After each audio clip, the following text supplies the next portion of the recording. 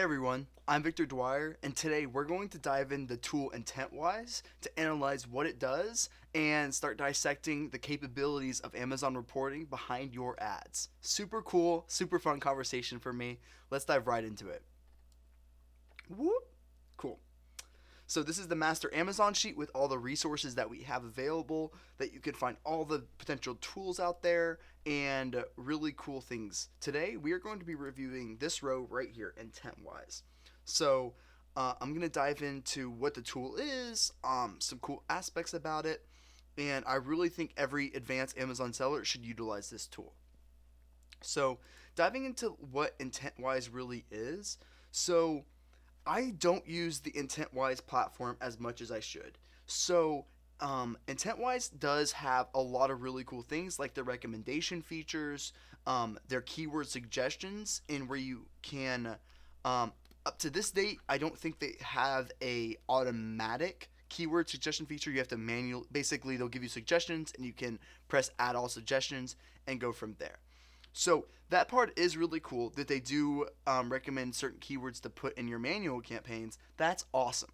So I recommend that, but they don't have anything that's really automated, like an auto harvester that you can put like in automated rules. They don't have anything like that from what I know of so far. So, with that in mind, they do have the recommendation feature, which is a really cool tool, and the budget monitoring tool. I really like that piece of it, but that's not how I utilize it. They also have a bid optimizer. So at its core, if you want to save money on a bid optimization on a Amazon ad tool, because I really believe all Amazon ad tools at its core are bid optimization tools that say, hey, sales are good, increase bid, sales are low, decrease bid. Like, I don't believe in all the proprietary AI crap that they sell me on.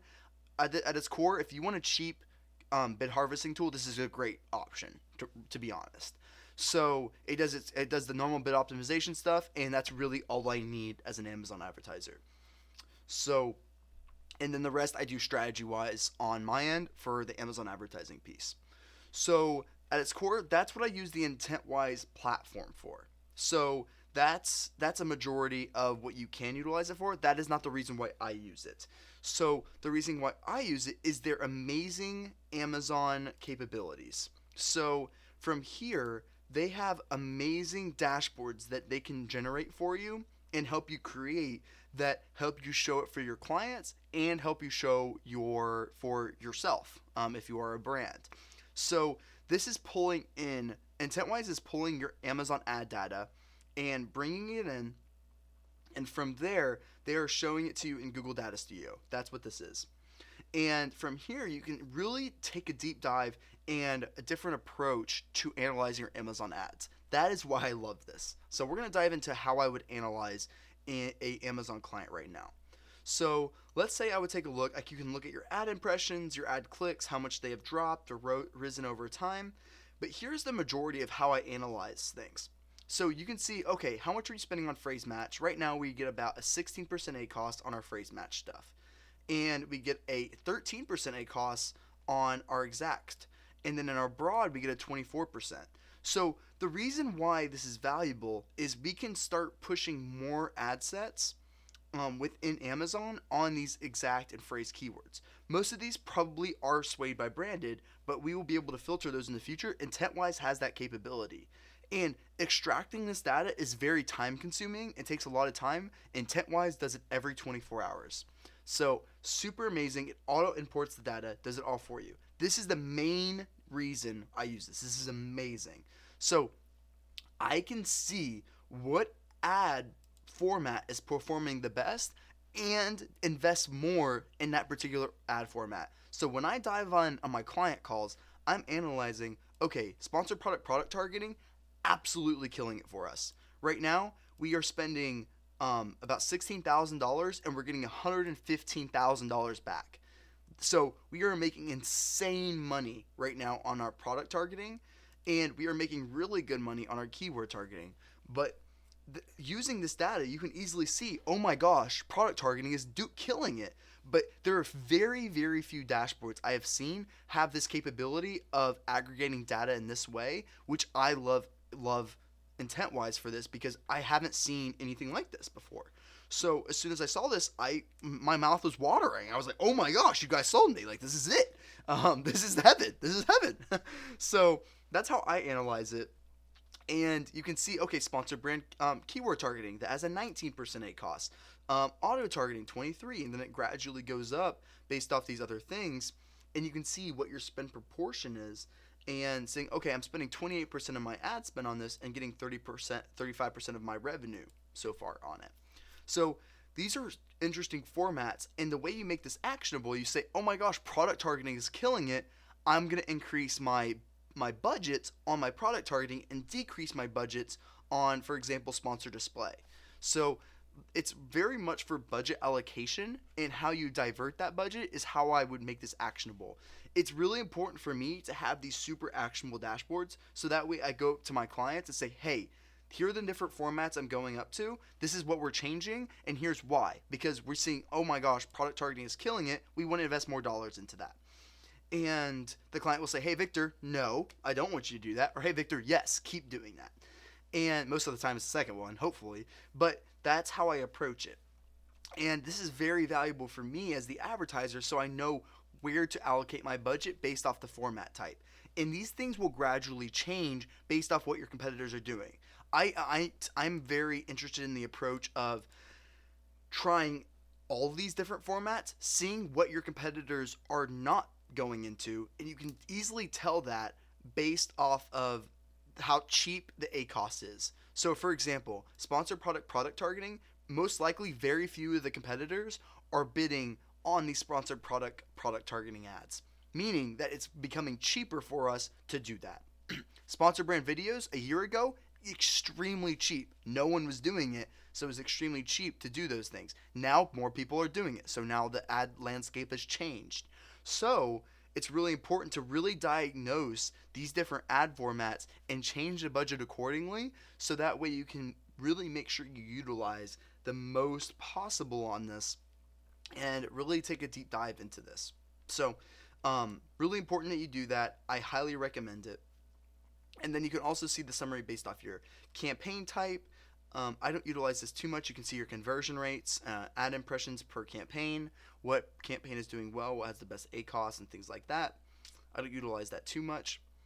And then we have, this is very important for me. So I'm always keeping track of my cost per click. Always. So keeping track of this is very, very important. So I'm saying, okay, in the last about, 10 days, our cost per click has almost doubled. Not almost double. I would say increased by almost 50%. It is going back down, but normally our cost per click is about that $1.30 range, but now it's dramatically increasing pretty substantially. And that's because it's right before Prime Day right now, when I'm making this video. So you can see, okay, our conversion rate is declining, so that might attribute to that. But it's also important to keep in mind that this is something that you need to look at. Your cost per click shows you how much your competitors are investing into the market.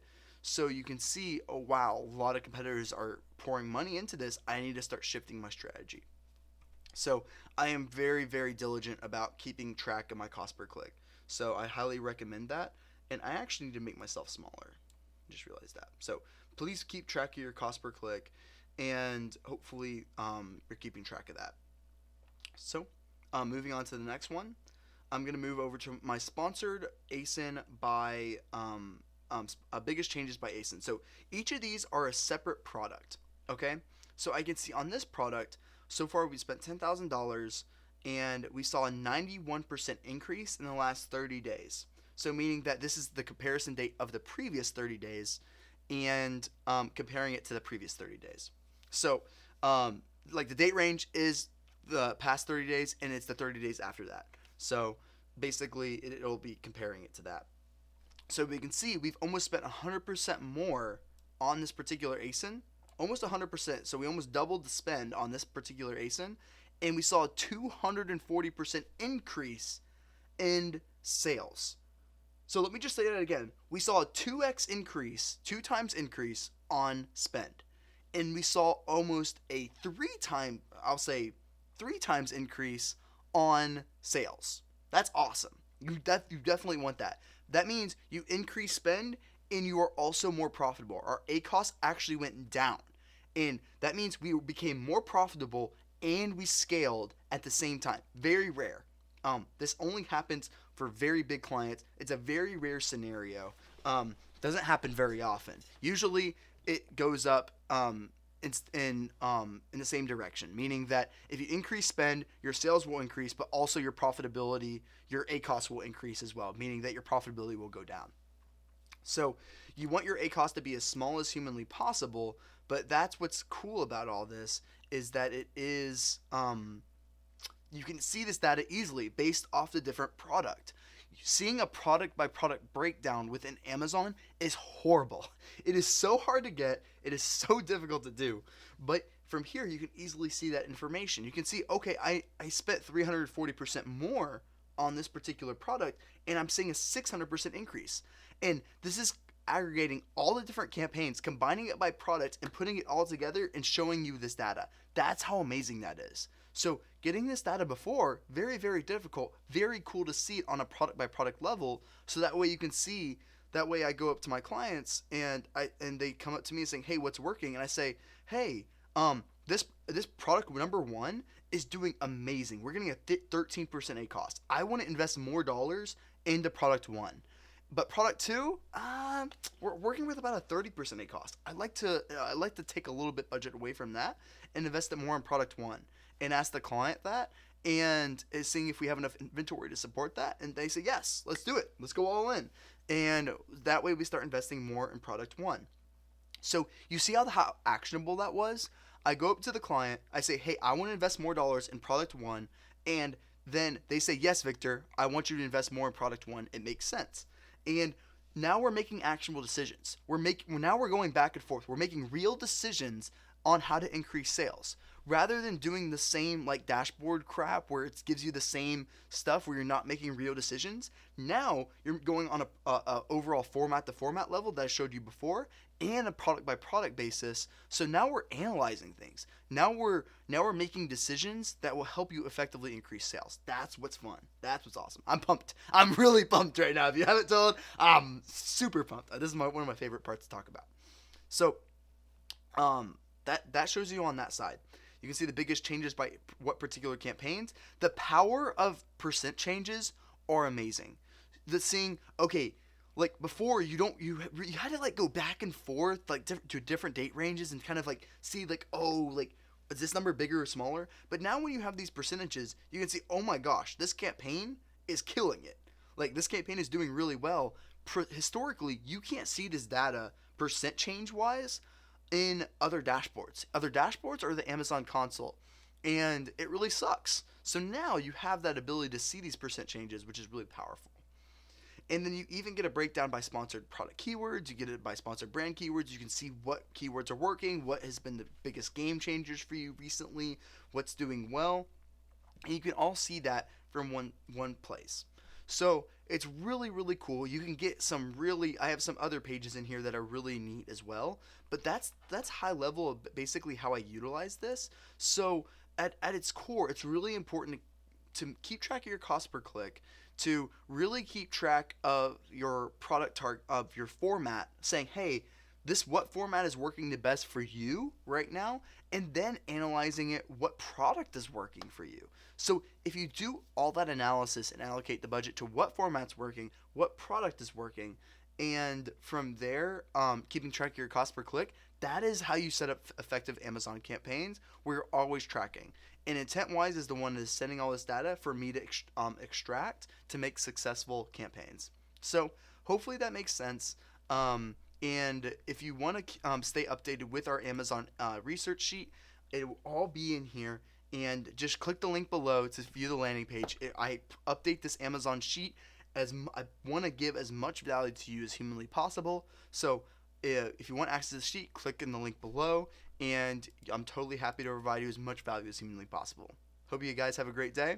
Thanks for watching.